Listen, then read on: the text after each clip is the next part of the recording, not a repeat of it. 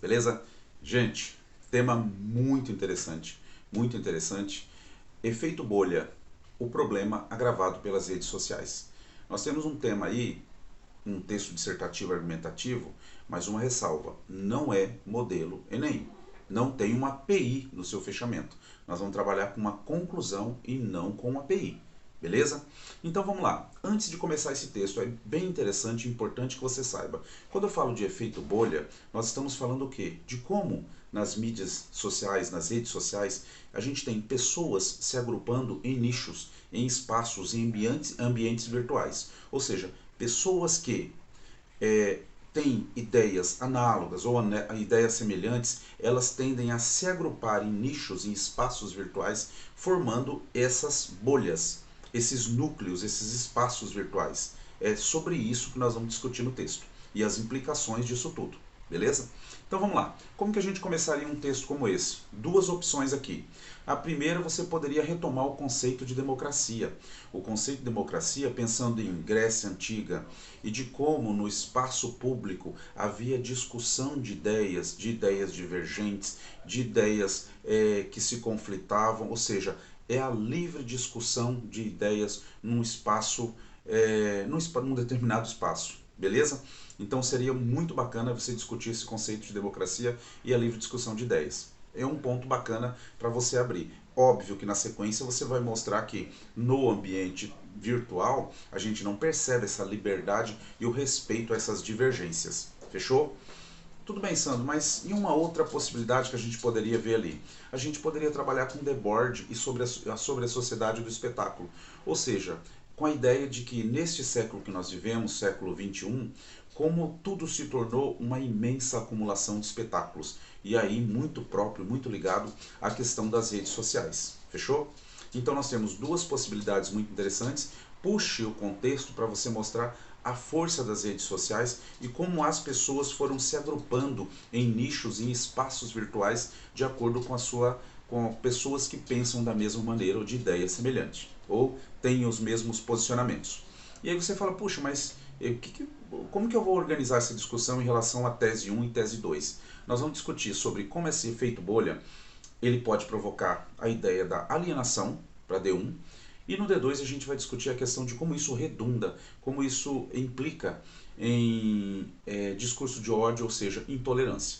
Fechou? Então a introdução está bem redondinha, bem organizada. Você tem opções ali, ideias de repertório para você trabalhar. São sugestões.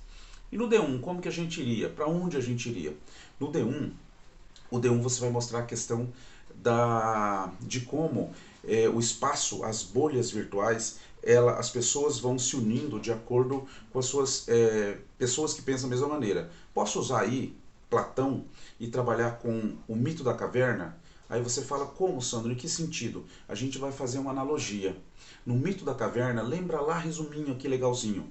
Como lá no mito da caverna, pessoas estando naquela caverna, naquele espaço, elas só conheciam aquela realidade e não viam aquilo que se passava e não viam o que se passava fora da caverna. Puxa, Sandro, então quer dizer que são pessoas que têm aquela informação restrita, ou seja, pessoas que só conhecem aquela realidade e estão distantes daquilo que está lá fora, ou seja, que não se permitem ou que não conseguem ver aquilo que está lá fora. Dá para fazer uma relação muito óbvia com o efeito bolha, ou seja, eu estou no ambiente, eu só converso com essas pessoas, eu republico, eu retuito, eu reposto aquilo que é conveniente para mim. São pessoas que pensam como eu e que discutem as mesmas pautas e que dão um positivo para o meu posicionamento. Muito dá para fazer uma relação muito boa com o mito da caverna de Platão. Então fica muito interessante essa ideia. Tá, mas Sandro, se eu não quisesse essa ideia do Platão e eu fosse, por exemplo, falar sobre como Bauman, sobre essa modernidade líquida, ele discute essa questão da falta de solidez nesse período que nós vivemos e como as redes sociais e o ambiente virtual ele se tornou uma armadilha. Por quê? Porque essa falta de solidez nas relações sociais elas vão ter implicações sociais e econômicas. Puxa, então eu vou mostrar essa necessidade que as pessoas tiveram de se agrupar em nichos super confortáveis, mesmo que alienantes, porque eu posso não trabalhar com a verdade, mas o meu grupo entende que este posicionamento é correto. mesmo que eu não tenha o conflito, o embate, porque eu só recebo as informações que me convêm. Então, olha a questão da alienação e da falta de discussão, da falta do embate, levando o cidadão àquela zona de conforto e não permitir a discordância e automaticamente o crescimento. Puxa, vai ficar um D1 muito inteligente. Só escolha um desses dois repertórios para você discutir bastante, beleza? Tá, e aí nós vamos lá para o D2. Puxa, no D2 essas questões relacionadas à intolerância. Ora, se eu estou num grupo, numa bolha, e eu apenas recebo aquilo que me convém, tudo que é discordante, tudo que é adverso, tudo que não pertence ao mesmo núcleo no qual eu estou inserido, vai ser repelido. E aí nós temos, pensa em ambiente virtual, pensa em bolhas sociais. O que eu tenho ali? Eu tenho nesse efeito bolha a não tolerância a pessoas que pensam de maneira divergente. Eu vou ter discurso de ódio, eu vou ter fake news, eu vou ter deepfake, enfim, eu vou ter uma série de implicações sociais relativas ao fato de o cidadão e este determinado grupo no qual estou inserido, este cidadão não vai aceitar aquilo que é divergente. E para isso, o Bourdieu, Pierre Bourdieu, trabalha com a ideia de que aquilo que foi criado para ser um instrumento democrático, e aí as redes sociais a gente pode considerar dessa maneira, deveria ser um espaço democrático, e ele diz que aquilo que foi criado para ser um instrumento de democracia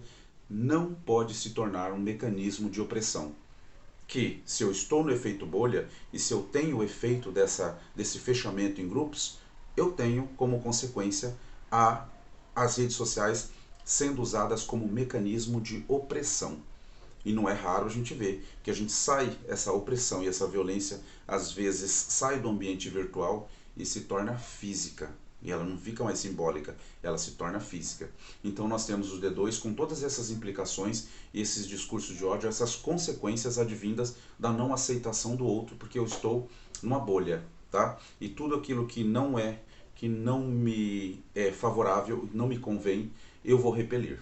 Fechou? Então nós temos um D2 bem interessante. E aí eu fecho lá com a minha conclusão. Tá, mas eu vou para onde? Não esqueça, ponto crucial. Use uma conclusiva, portanto, por exemplo, retome o tema, ou seja, puxe o efeito bolha, mostre lá na sua uma linha e meia que você voltou para o tema, o corretor precisa entender que você está dentro daquele tema e não tangenciou, use o seu ponto, outro mecanismo coesivo, e aí resuma o seu D1, que é falando sobre o caráter alienante das bolhas sociais, né? E depois o seu D2, não esqueça de fechar mostrando que isso gera consequências e implicações sociais.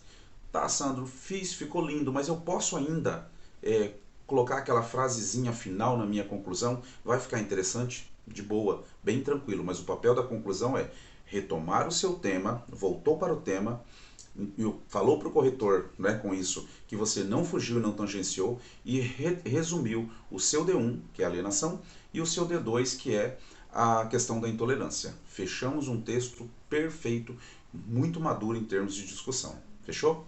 Beleza, é isso. Bom trabalho.